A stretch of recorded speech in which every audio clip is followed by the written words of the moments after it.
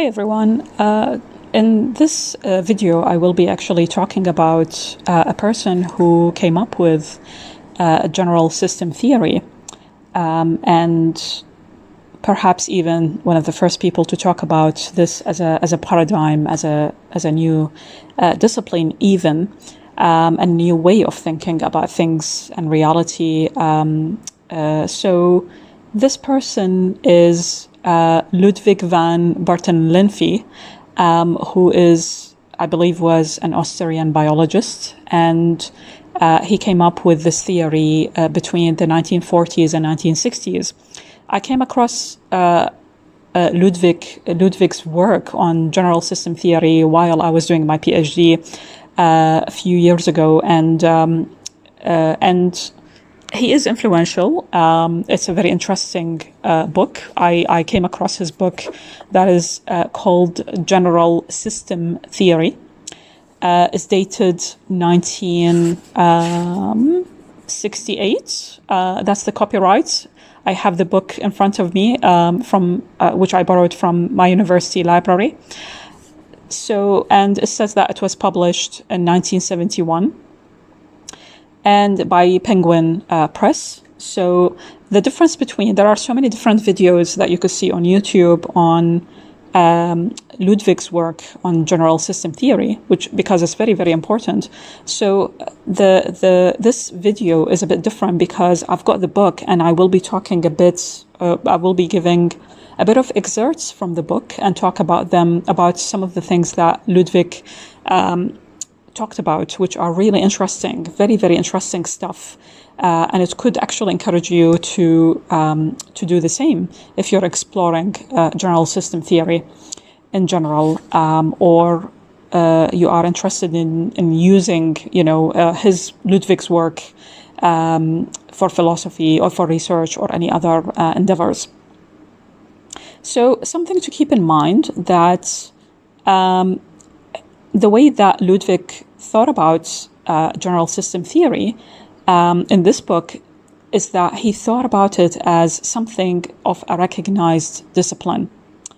So this is written in the preface to the British edition of the book that I've got in front of me.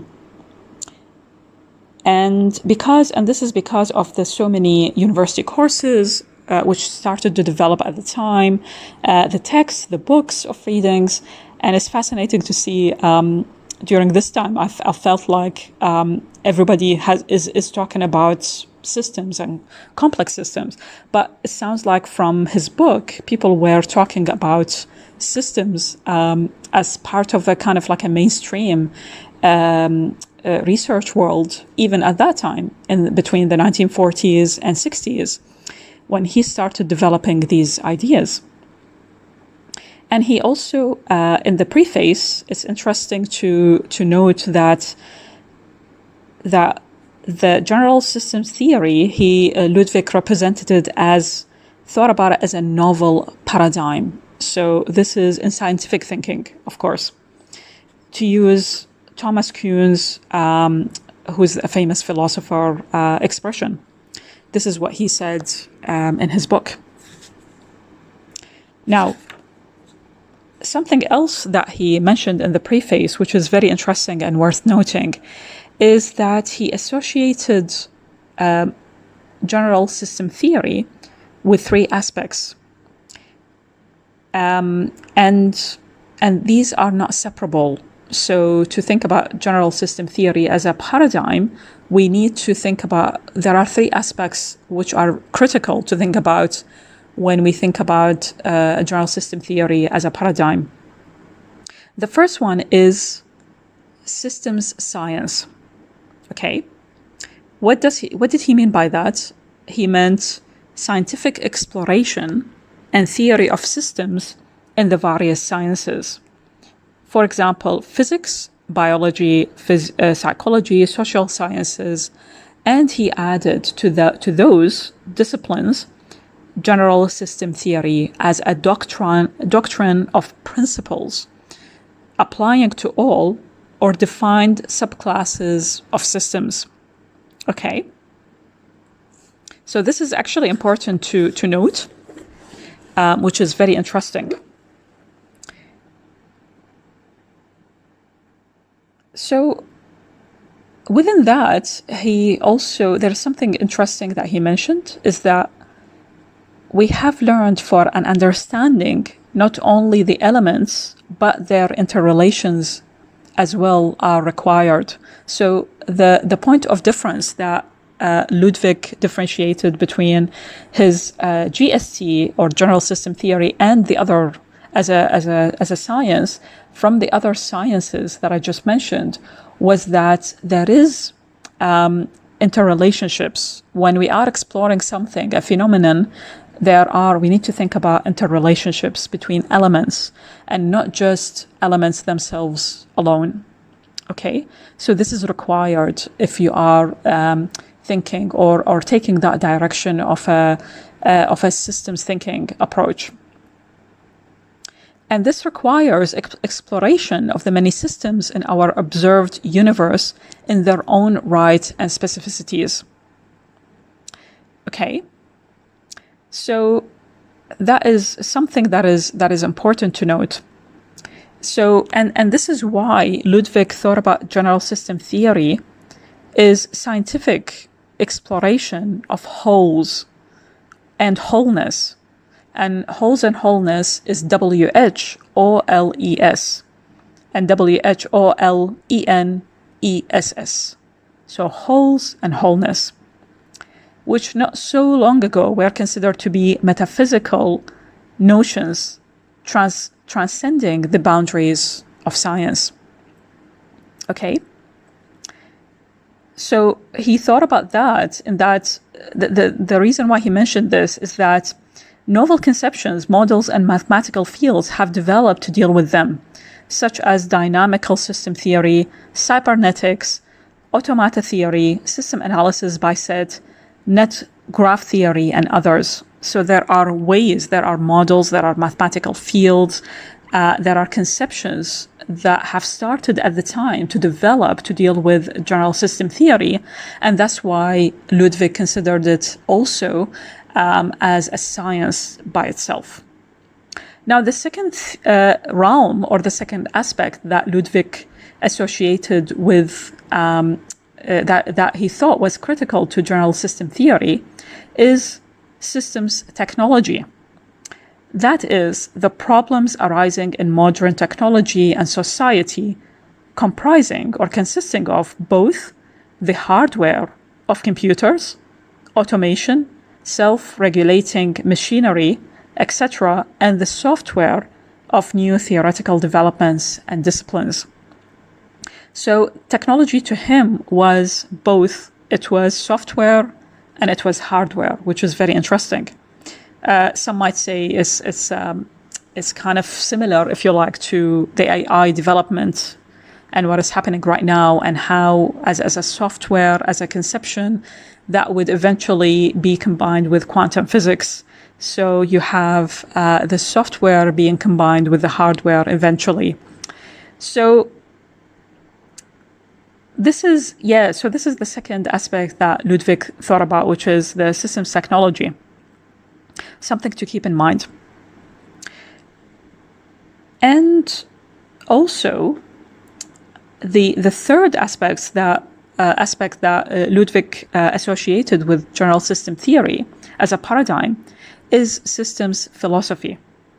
And this is important, i.e., the reorientation of thought and worldview ensuing from the introduction of system as a new scientific paradigm, in contrast to the analytic, mechanistic, one-way causal paradigm of classical science. So he immediately, you could see Ludwig is differentiating this new paradigm of general system theory away from other classical, he called them sciences of biology, of chemistry, of physics, etc. As every scientific theory of broader scope, general system theory has its meta-scientific or philosophical aspects.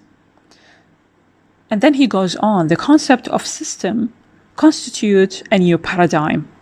In Thomas Kuhn's phrase, or as the presenter writer put it, a new philosophy of nature, contrasting the blind laws of nature of the mechanistic world view and the world process as a Shakespearean tale told by an idiot, with an organismic outlook of the world as a great organization. So it's a very nice way of summarizing what he means by that. And he divided this systems, this third aspect on systems philosophy into three parts, which are familiar to all of us who have done, who are doing or were doing a PhD or a master's degree. So first, we must find out the nature of the beast, what we're dealing with. If you're researching something, you have to think about the nature of what you're studying as a phenomenon. And this is what we call, and what Ludwig also referred to as, the systems ontology. So this is where he linked systems with ontology, with the concept of ontology. What is meant by system and how systems are realized at the various levels of the world, of how we observe the world. What is to be defined and described as system is not a question with an obvious or trivial answer. It will be readily agreed that a galaxy, a dog, a cell, an atom are real systems. That is, entities perceived in or inferred from observation and existing independently of an observer. On the other hand, these are conceptual systems such as logic, mathematics, but for example, also including music, which essentially are symbolic constructs, which abstracted system science as a subclass of the latter, i.e. conceptual systems corresponding with reality. End of quote from the preface of the book that Ludwig talked about. So it's a very interesting way of thinking about the ontology, how Ludwig thought about systems and the ontology of systems. But he also recognizes that this distinction is by no means sharp or clear as it would be. So, and he gives a further example on what he means by that. An ecosystem or social system is real enough as we uncomfortably experience when, for example, the ecosystem is disrupted by some sort of pollution, or society presents us with so many unresolved issues or problems. But these are not society, whether it is society, whether it is ecosystems, these are not objects of perception or direct observation. They are conceptual constructs. If you think about it, ecosystems are massive. We can't really, if we take us as human beings, we are part of an existing and living environment. And same with society. Our social systems are really vast, are broad, they link the local with the global and so on. So they're not objects. They're not objects like, for example, a book or something that you could see, a plant that you could see and refer to as a plant and so on. So this is what Ludwig explains or tries to explain in this excerpt that I just read. Okay, which is very interesting and very useful way of thinking about reality, according to Ludwig. And this then leads to the second part of this philosophy, which is again something that those who those who have dealt with research would know about. This is epistemology. So the second part that he talks about is systems epistemology. As is apparent from the above, this is profoundly different from the epistemology of logical positivism or empiricism, even though it shares their scientific attitude. So Ludwig sees the epistemology of positivism or empiricism as different when it comes to systems. So how is that?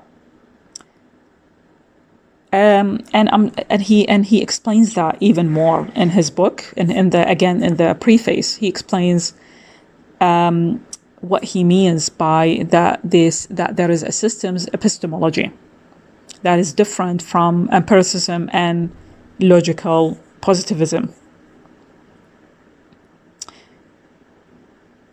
He relates that to, if we wanted to investigate organized wholes, the wholes that we talked about when he defined systems just now, then we need to investigate these organized wholes of many variables. If we wanted to do that, if we wanted to investigate these organized wholes of many variables, we need new categories. And these categories he mentioned were of interaction, transaction, of organization, teleology, and many others, with many problems arising for epistemology, mathematical models, and techniques. And he adds to that perception is not a reflection of real things, whatever their metaphysical status and knowledge is. And knowledge, according to him, is not a simple approximation to truth or reality. It is an interaction between the knower and the known. And this depends on multiple factors of a biological, psychological, cultural, linguistic nature, and many others. Okay, so this is very important to note about how he thought about epistemology when it came to general systems theory. And he also goes more and gives and explains more about ontology and epistemology.